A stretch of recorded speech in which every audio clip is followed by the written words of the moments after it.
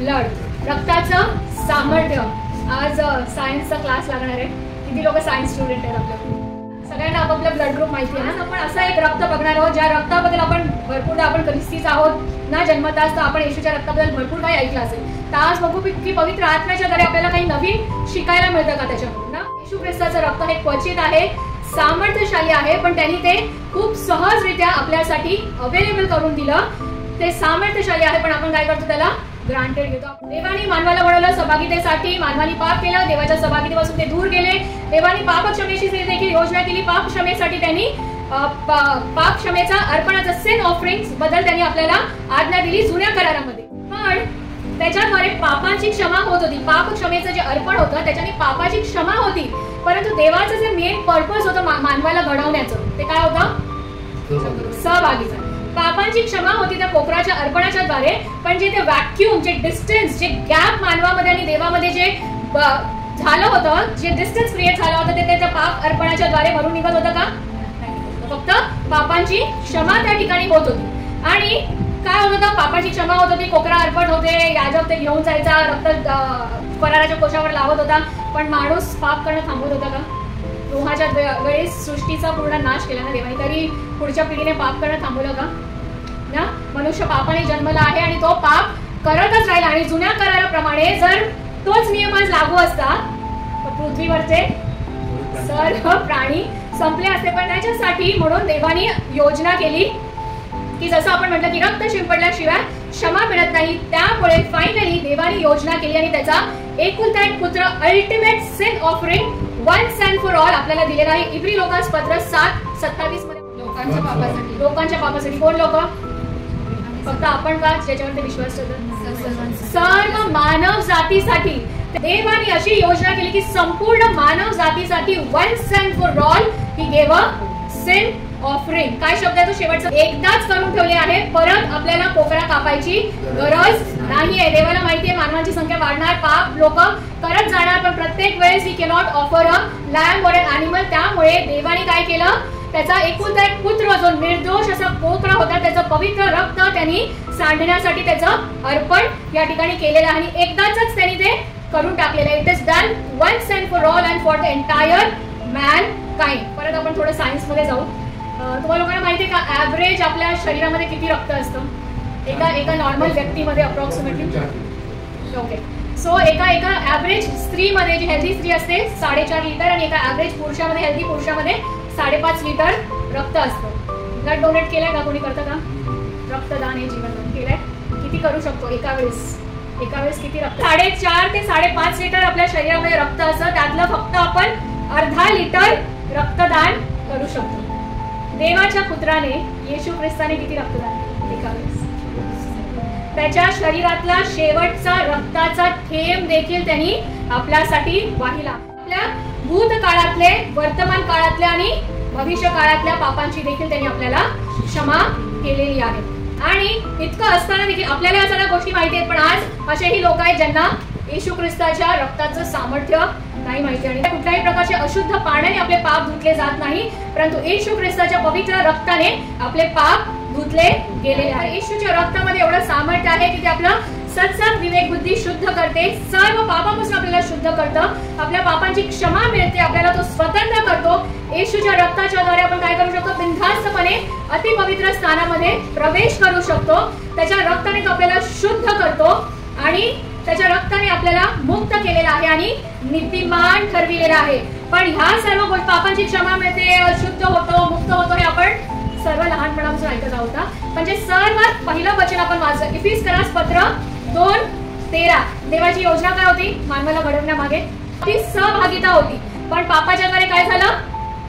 पापामुळे ती सहभागितापासून आपण दूर गेलो. त्याचं प्रोव्हिजन गॅप आला. त्याचं प्रोव्हिजन सिन ऑफरिंग देवाने केलं पापांची क्षमेसाठी. पण जसं आपण बघितलं त्या पापाचे क्षमेच्या अर्पणाद्वारे देखील ते गॅप मिटत होता. काय? पापांची क्षमा होत होती, पण तो डिस्टन्स, ती सहभागिता, ती पोकळी भरून निघत होती काय? नाही निघत होती. मग शेवटी त्यांनी काय केलं? अल्टिमेट सिन ऑफरिंग दिलं. आणि त्याची ती जी प्रथम योजना होती सहभागितेची, ते या वचनामध्ये जे आपण सर्वात पहिला वाचलं इफिसकरास पत्र 2:13, आपण पुन्हा वाचू ते वचन. परंतु जे तुम्ही पूर्वी दूर होता. काय होता? दूर होता. कशामुळे? पापामुळे. ते तुम्ही आता ख्रिस्त येशूच्या ठाई ख्रिस्ताच्या रक्ताच्या योगे जवळचे आता काय झालेले आहात? जवळचे झालेले आहात. कशामुळे? येशूच्या रक्तामुळे. सो फायनली देवाची जी योजना होती मानवाला घडविण्याच्या मागे त्याच्यावर सहभागिता करण्याची, ती कशाने पूर्ण झाली? पोकळाच्या रक्ताने झाली का? सिन ऑफरिंगने झाली का? कशाने झाली? येशूच्या रक्ताच्या द्वारे ती जी पोकळी होती ती भरून निघाली आणि देवाचं जे पर्पज होतं मानवाला घडवण्यामागे ते या ठिकाणी फुलफिल झालेलं आहे by the blood of Jesus Christ. आपण परत काय झालेलं, जे दूर होते ते ख्रिस्ताच्या रक्ताने त्याच्या जवळ आपण आणले आहोत. शरीराचं जीवन रक्तात असतं. जीवन, आपल्या शरीराचं जीवन कशामध्ये आहे? रक्तात आहे. भले 4.5-5 लिटर रक्त आहे आपल्या शरीरामध्ये, पण त्याच्यामध्ये काय आहे? जीवन आहे ना, लाईफ आहे. आणि जर आपल्या शरीरामध्ये रक्त नसेल तर काय होतं? जर रक्ताची कमी असेल, हिमोग्लोबिन चेक करतो ना आपण, काहीही इन्फेक्शन झालं सर्वात पहिला काय करतो आपण? CBC हिमोग्लोबिन टेस्ट करतो ना. आणि हिमोग्लोबिन जर कमी असेल तर काय होतं? वीकनेस येतो. आपली इम्युनिटी जी आहे ती, रोग प्रतिकार शक्ती जी आहे ती कमी होते. आपण अॅनिमिक होतो. मी होती अॅनिमिक लहानपणापासून. माझे खायचे पेशे खूप नखरे होते आणि त्यामुळे माझं HB जे आहे ते नॉर्मली फिमेलमध्ये 12+ असलं पाहिजे, ते माझं कधी 8च्या वर नसायचं. 8 इज व्हेरी लो. 8च्या वर माझे डोळ्याचे पांढरे फटफटीत, नखाचे पांढरे फटफटीत असायचे, कडकी सुकडी होती एकदम. आणि माझं ब्लड नेहमी, माझं शरीरामध्ये हिमोग्लोबिन जे आहे रक्ताची कमी असायची आणि त्यामुळे काय होतं, माझं रोग प्रतिकार शक्ती खूप कमी झालेली. त्याच्याचमुळे मला I got infected with pulmonary tuberculosis. छातीचा मला TB झाला होता. ती साक्ष तुम्हाला माहिती आहे आशा या गाण्याच्या द्वारे ना. तर आपल्या शरीरातलं मानवी रक्त जर कमी असलं तर काय होतं? इम्युनिटी आपली कमी होते आणि आपण बाहेरच्या रोगांना काय होतं? We become prone to those diseases. तर येशू ख्रिस्ताचं बहुमूल्य रक्त जर आपल्यावरती नाही आहे, जर आपण येशूच्या रक्ताने झाकलेले नाही आहोत, येशूच्या रक्ताखाली जर आपण नाही आहोत, तर काय होतं? आपली आत्मिक इम्युनिटी जी आहे ती काय होते? कमी होते. हे बहुमूल्य रक्त असंच सांडलेलं नाहीये ना, त्याचं सामर्थ्य संपलेलं नाही आहे. 2000 वर्षापूर्वी जरी त्यांनी ते रक्त सांडलेलं आहे, परंतु त्या रक्तामध्ये आजही सामर्थ्य आहे. आपण पाहिलं की आपण मुक्त झालेलो आहोत, आपल्या बाबांची क्षमा झालेली आहे. पण आपल्याला आता काय करायचं आहे? We have to apply that blood of Jesus. येशू ख्रिस्ताचं रक्त आपल्याला त्याची घोषणा करायची आहे. आपल्या व्यवसायावरती, आपल्या घरावरती, आपल्या कामधंद्यावरती, आपल्या पैसे अडक्यावरती, आपल्या परिवारावरती, आपल्या शरीरावरती, जीव प्राण आत्म्यावरती आपल्याला काय करायचंय? आपल्या प्रत्येक गोष्टीमध्ये येशू ख्रिस्ताचं रक्ताचं कव्हरिंग असणं खूप गरजेचं आहे. सैतान जेव्हा इयोबाला त्रास द्यायला जाण्याचा प्रयत्न करतो तर तो जाऊ शकत नाही. का? कारण देवाने काय केलेलं असतं? त्याच्या अवतीभोवती काय लावलेलं असतं? फेन्सिंग लावलेली असते, सुरक्षा कवच ना. आज भरपूर लोक सुरक्षा कवच घालतात ना, नजर अम्युलेट्स बघितले ते. येशूच्या रक्तामध्ये सामर्थ्य आहे आणि तो फेन्सिंग जो इयोबाच्या भोवती देवाने लावलेला आहे, तसाच फेन्सिंग, ते कव्हरिंग येशूच्या रक्ताचं आपल्याला आज आपल्या भोवती, आपल्या आयुष्यातील प्रत्येक क्षेत्राभोवती लावणं फार गरजेचं आहे. ते आपलं काय आहे? सुरक्षा कवच आहे. देवाने आपल्याला पापाची क्षमा केली, येशू ख्रिस्ताचं रक्त सांडलं, पण आपण पाप करणं थांबतो का? पाप आपल्याकडून कळत नकळत हे घडतच राहतं. सो हे प्रभूच्या मेजामध्ये भाग घेणं, it is kind of an act of sanctification, cleansing, शुद्धतेचं प्रतीक आहे, पवित्र करण्याचं प्रतीक आहे. तुम्ही कुणाला डायलिसिसचं प्रोसिजर माहिती आहे का? मी तर खूप जवळून अनुभव केलाय ना, कारण माझी आई 7.5 वर्ष डायलिसिस वरती होती. जे घाणेरडा वेस्ट प्रोडक्ट आहे किंवा जे एक्स्ट्रा पाणी आहे ते निघायचं त्या बकेटमध्ये जायचं ना, आणि तेच रक्त पुन्हा शरीरामध्ये जायचं. तर दिस इज द प्रोसेस. आपण पाप करत राहतो, मानवी स्वभाव आहे. परंतु ज्यावेळेस आपण प्रभूच्या मेसामध्ये भाग घेतो त्यावेळेस पश्चातापी अंतःकरणाने आणि क्षमेच्या या क्षणी त्याच्याकडे आपण आलं पाहिजे. आणि जसं काय होतं, मशीन मध्ये ब्लड जातं, बाहेर पाणी, घाणेरडं पाणी बाहेर येतं आणि तेच शुद्ध रक्त. ज्यावेळेस आपण प्रभूच्या मेसामध्ये भाग घेतो, त्याच्या रक्तामध्ये ज्यावेळेस भाग घेतो त्यावेळेस आपलं काय झालं पाहिजे? शुद्धीकरण झालं पाहिजे ना. ब्लड ऑफ जीसस इन सेना, येशूचं रक्त आणि भाकर आपल्या शरीरात, आणि काय झालं पाहिजे? आपलं पाप बाहेर आलं पाहिजे. ज्यावेळेस त्याचा विचार करत होती मी जस्ट इमॅजिन, कल्पना करत होती, तर तशी बकेट जर त्या ठिकाणी ठेवली असती आणि जर असं येशूचं रक्त आत आणि पाप बाहेर, काय झालं असतं? पापाची बकेट ओव्हरफ्लो झाली असती ना, दुर्गंधी सुटली असती. इतकं पाप आपल्यामध्ये भरलेलं आहे ना. आपण एवढी मोठी मोठी पापं केली, देवाने आपल्याला त्याच्या वेदना सहन करायला लावल्या का?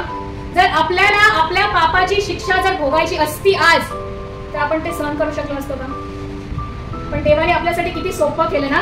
देवाने आपल्या पापाची शिक्षा आपल्याला दिली नाही, परंतु त्याचा एकुलता एक पुत्र आपल्यासाठी पाप म्हणून त्या ठिकाणी अर्पण करण्यात आला. ज्याकडे इतका आपल्या शुद्धीकरणाचा प्रोसेस देवाने सिंपल केलेला आहे की येशूच्या रक्ताद्वारे आपण काय झालेलो आहोत? शुद्ध झालेलो आहोत. आपल्याला काही कोकणा अर्पण करण्याची गरज नाही, कुठल्या पाण्यामध्ये जाऊन डुबकी लावण्याची गरज नाही. तर आज त्या रक्ताचं सामर्थ्य आपण गृहीत धरतो का ना, हे आपल्याला जाणून घेणं खूप गरजेचं आहे. एक रिसर्च बद्दल मी तुम्हाला सांगते आणि मग मी संपेन या ठिकाणी. रॉन वायट म्हणून एक अमेरिकन नर्स आहे जो एनेस्थेटिस्ट होता. He was an आर्किओलॉजिस्ट. रॉन वायट 1982 मध्ये त्याचं असं म्हणणं आहे की कराराचा कोश जो आहे त्याच्यावरती त्याला येशू ख्रिस्ताच्या रक्ताचं सॅम्पल मिळालं. आता ते रिसर्च किती खरं आहे ते माहिती नाही. जर खरंच खरं असेल आणि लोकांनी अगर ते त्याला झाकून ठेवलेलं आहे तर येणाऱ्या दिवसामध्ये देव या गोष्टी जगाच्या समोर आणेल. पण लोकांचे रिसर्च काहीही सांगो, देवाचं वचन आपल्याला सांगतं की त्याच्या रक्तामध्ये काय आहे, जीवन आहे, त्याच्या रक्तामध्ये सामर्थ्य आहे. तर ज्या प्रकारे आपण सुरुवातीला वाचलं की आपण त्याच्या सहभागितेपासून दूर गेलेलो होतो, परंतु येशूच्या रक्ताच्या द्वारे आपण काय केलेलं आहोत, आता त्याच्या जवळ आलेलो आहे. ती जी आड भिंत होती आपल्यामध्ये आणि देवामध्ये ती येशूच्या रक्ताच्या द्वारे काय झालेली आहे, तुटून गेलेली आहे. तो पडदा जो होता अतिपवित्र स्थानामध्ये तो काय झालेला आहे, येशूच्या रक्ताच्या द्वारे फाटलेला आहे. आणि बिनधास्तपणे आपण काय करू शकतो, त्याच्या पवित्र स्थानामध्ये आपण प्रवेश करू शकतो. तर ह्यावेळेस आपण प्रभूच्या मेजामध्ये भाग घेणार आहोत. आपल्या अंतकडाची आपण तयारी यावेळेस करू. बरोबर सुंदर अशा वचनासाठी धन्यवाद अर्चना. कारण इतके दिवस आम्ही येशूचं रक्त घेतोय, भाकर घेत आहोत, दर महिन्याला आपण प्रभुभोजनमध्ये जात आहे, पण एवढा डीपली आपण कधीच विचार नाही केला. आणि मला वाटतं की आता दरवेळेस जेव्हा आम्ही प्रभुभोजन घेऊ तेव्हा या साऱ्या गोष्टी आमच्या लक्षात आली. खरोखर येशूच्या रक्ताचं स्मरण करून आम्ही ते घेऊ मनापासून. आणि धन्यवाद देते अर्चनाला.